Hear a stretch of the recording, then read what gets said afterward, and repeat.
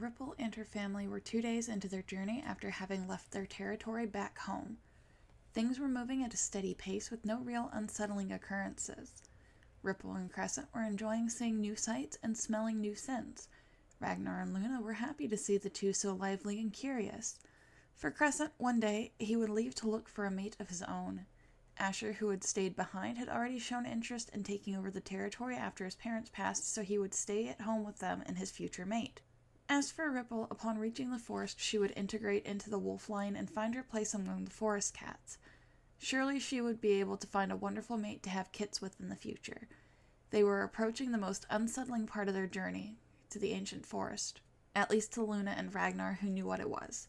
Not far from where they were currently passing was a strange habitat. Many furless occupied the area, and if you listened carefully, you could occasionally hear desperate cries from other animals inside the structure. Luna and Ragnar knew beyond these walls were many small, steel cages barely big enough to hold the animals housed inside. They had talked to one of the cats there once, and she had called it a breeding farm. They had learned that the furless creatures caught cats and dogs, storing them in cages and forcing them to breed just to sell off the kits or pups they produced. Many of the animals were underfed and dehydrated. They threw out ones too sick to breed and left them to die rather than seeing if they could survive.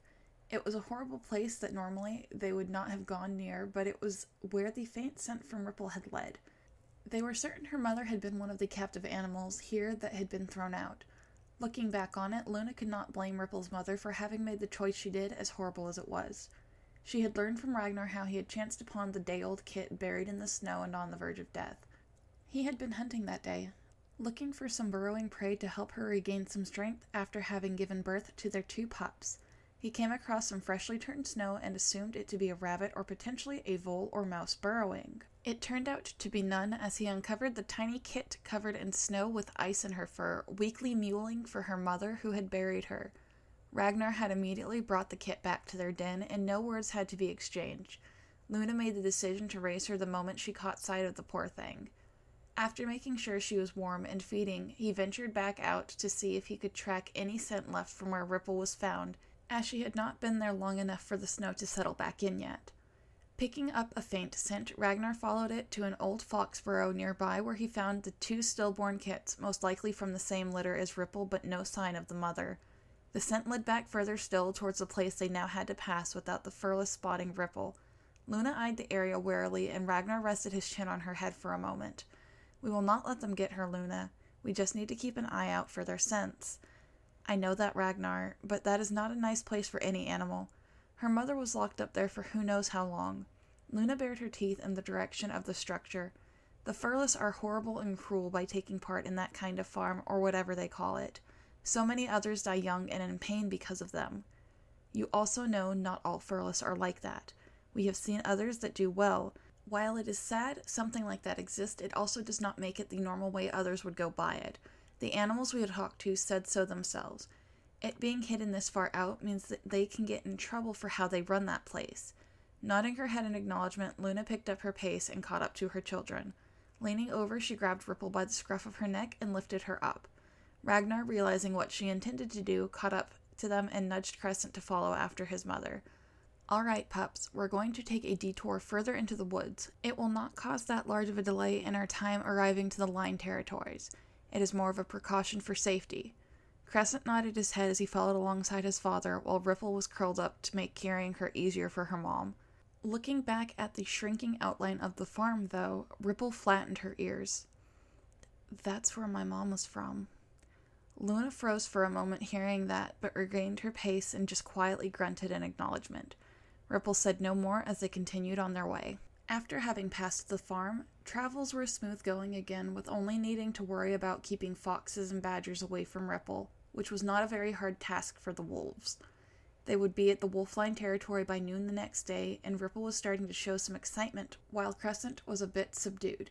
He really did not want to leave his sister here, but looking at her showing such expectation, he knew that it would not be right to try to convince her otherwise.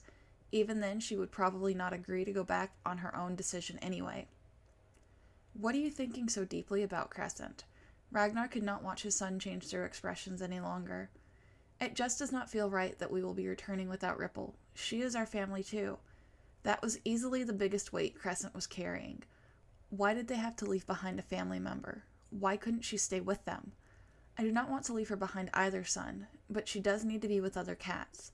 Once she has experienced more and figured out what would be best for her and decides to come back, she will always be welcome.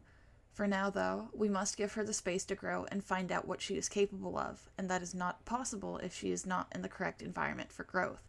Lowering his head, Crescent paws at the ground. What if she doesn't come back after she figures all that out? Then we are still family, and visits aren't out of the question. We can visit her, or she can visit us, just as we said before we left. The only difference is where she will live. When you grow up, you will leave to find your own mate and have a family, to build a new home for yourselves, while Ripple is going to build a home for herself among the line cats first, and then maybe find a mate and start a family later on. But what if they don't like her, or don't want her? What then? Not every new face you meet will come to like or care for you. Some will be indifferent, while others can be hostile or show dislike. That is just part of how things go. All that can be done is to focus on those who care for you and ignore those who don't, or at least just keep things to civility if you cannot avoid them. I think I understand what you mean now. If they hurt her, though, I'll eat them. Crescent snapped his teeth together as he would around a rabbit's neck, showing he intended to protect his sister. Ragnar chuckled and nudged his shoulder. I doubt they would taste very good. Crescent rolled his eyes at his father before darting to catch up with his mother and sister. Seeing her brother fast approaching, Ripple hid under her mother as he barreled by to avoid him, watching him trip in the process. Walking over to check on him, Ripple prodded him with her paw. What has gotten into you? Oh, come on, Ripple. I can't rush at my sister for no reason. I would much prefer it if you didn't. Shaking her head, she eyed her brother warily. So what were you doing? I wanted to tackle you. Wagging his tail, Crescent let his tongue loll out of the side of his mouth and grinned at Ripple. Shaking her head, she quickly pounced on Crescent, leading to the two chasing each other further off out of sight of their parents. When Luna and Ragnar caught up to them, they were each picked up by the scruff of their necks and carried until they found a place to rest for the rest of the night. As the moon reaches its zenith, in the sky a small wolf pup stares up at it from the top of a boulder. The sky is clear save for a few wispy clouds passing by on the breeze. The grass sways and the leaves on the trees and undergrowth rustle as the wind guides the clouds away. The moon itself is not full tonight. It is currently in the waning stages as the cycle progresses. As he sits there listening to the sounds in the dark of night, the pup hears soft paw steps coming from behind him where his family slept. Looking back over his shoulder, he saw his sister making her way over to him. Having trouble sleeping, Crescent? Ripple makes her way to the top of the boulder and lays down at her brother's side, gently leaning against him. I don't want to have to part with you, Ripple. It has barely been 2 seasons since we were drinking milk together. It feels like just yesterday when Dad taught us how to hunt rabbits and other small prey. I know what you mean, but like Asher said, it's not like we're saying goodbye forever. It's just a see you next time kind of parting. I want to see what it's like to live with other cats, and I'm certain I'm needed here. Crescent looked down and met his sister's determined gaze. What do you mean, needed? Why would cats you've never met need you? I have been having dreams again, for at least a moon cycle now. Dreams of cats yowling for help or whimpering in pain. The smell of smoke burns my nose, and I can't seem to make contact with anything or anyone, but I keep trying. Something is calling to me, and I believe it's the ancient forest, so I have to go. I'm sorry, Crescent. Crescent shook his head and licked Ripple's nose. If your instincts are telling you so, then I don't see any reason to say otherwise. If anything really dangerous happens, though, and you have the ability to, come find us, your family, and we'll help you without fail. Remember that, okay? Of course I'll remember it. Ripple started to gently purr as she leaned against her brother and slowly closed her eyes. Crescent sat and watched her drift off to sleep before looking up at the moon again.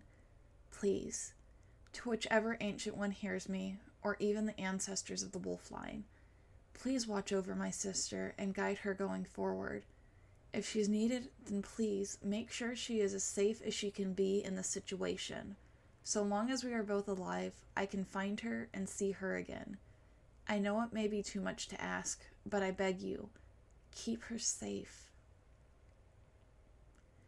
Deep into the territory of the wolf line, in the heart of the camp, in the den where the leader resides, the curled-up figure of a she-cat breathes evenly under a blanket of sleep.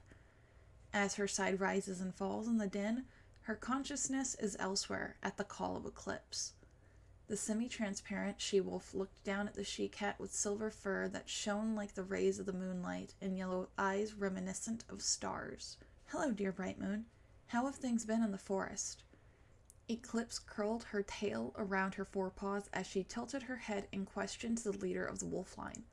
Dipping her head in greeting, Bright Moon looked up at the Ancient One who had taught the founders of the wolf line their knowledge. "Things are going fine, Eclipse. Everything passes as it normally does. None of the furless have ventured past the outside borders in a long while. I don't think they will show up around the forest until around the next solstice." Nodding her head, Eclipse narrowed her eyes slightly at Bright Moon. "I need you, Ivy Nose, Leaf Thorn, Flameling, and Nightwish to go to the border facing Luna and Ragnar's territory at Highlight tomorrow. Luna and Ragnar will be bringing along a new member for the line, and I would appreciate it if you were there to greet her and introduce her to the line cats." Bright Moon perked her ears up at the mention of a new cat coming to join their line, accompanied by the descendants of Eclipse. "May I ask what is so special about this cat that she is escorted by your descendants?" "She is the adoptive daughter of Luna and Ragnar. Her name is Ripple. She will be joining the line as one of your fledglings." Eclipse watched as Bright Moon's eyes went wide and her fur bristled slightly as she continued on into her next words. "Her appearance takes after mine, even though we are of different species. The only difference is the placement of one of the white spots on our coats being flipped. It is quite evident she holds the soul of a wolf once you get to know her." Bright Moon started to shiver slightly as she looked at Eclipse. "It's starting?" "Not yet, but within the next 6 seasons things will start to take a turn and lead toward the path to destruction should you ignore all the signs. Take heed to start preparing. The other lines were informed already, but I have delayed slightly to inform you until now, as you will be the most involved with Ripple's transition into her new home." Nodding her head, Bright Moon looked up at the vast sky overhead. "I understand. I will inform Ivy Nose and the others who are meant to come with to greet and accept Ripple into the forest. Do I need to be her mentor?" "No. I would prefer if Ivy Nose were to teach her. I believe he would be able to communicate with her easier, as she can be a bit off-putting at first meeting. Ivy Nose will be able to show her how to communicate somewhat easier." "I understand. We will do everything we can to make sure Ripple has an easy transition into being at ease with us and feeling at home within the forest." Eclipse nodded once again and rose to her paws. "I will let you finish resting then, and make my way back to the others. If anything causes worry or needs insight, you know how to make contact with your ancestors and myself. We are all here to help guide you with our knowledge and experience." Nodding, Bright Moon watched as Eclipse slowly faded away and she fell back into a dreamless slumber. Hello, Moonshines! Thank you for listening to Chapter 2 of Soul of a Wolf. I hope you guys are enjoying the story so far, even though there's not much to go on. Some of the characters I haven't done much description of, and that's because I intend to do something else for a later video to introduce you to the characters. So I hope you will be patient with me in figuring out what these cats and what these wolves and other characters look like. But for now, I really hope you guys are looking forward to seeing where Ripple's journey goes, who she meets, where she ends up, and just how things play out. But until then, I will see you guys in Chapter 3. Until then, bye-bye!